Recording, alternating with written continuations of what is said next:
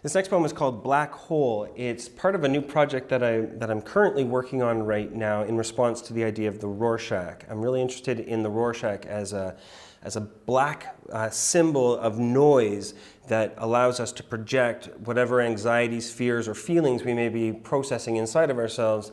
It helps us to externalize that and allows a scientist ultimately to guide us through our own emotional experience of the world.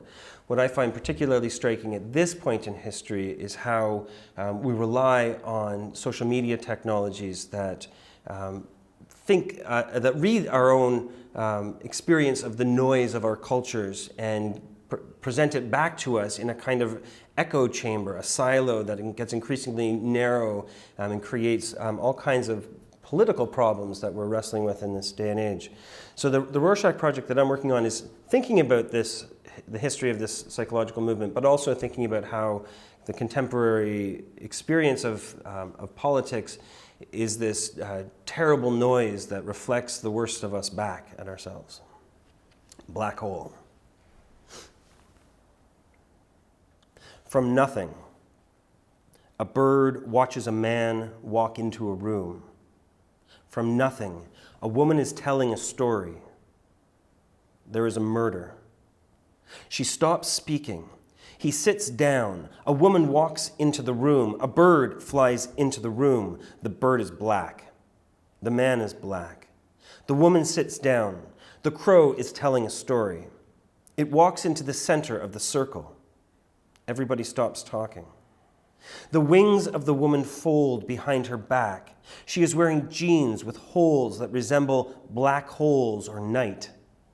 Two crows fly out in the shape of a butterfly or a depressed penis or a man picking up a stone. Nothing is said.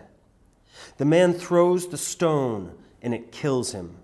The crow hovers over the body. The woman stands up and walks out of the room. Her wings unfold and she begins telling a story. Outside of the room is the room full of men and women and birds listening to her story. A woman knocks over a glass of black ink. It is now nighttime. Nobody continues to talk about the murder. Crows fly through the sky above you. They are women, black women. They plot themselves. The man advances to inspect the hole where the crows fly into the room. He reaches his hand into the night and is bitten. The woman pushes him and together they fall. A stone flies past them, knocking two birds out of the sky.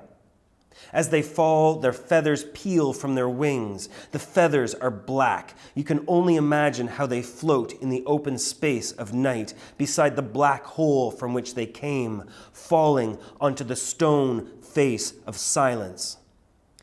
The man sits down and stops talking. A woman walks into the room like a hole in a conversation. Silence breaks.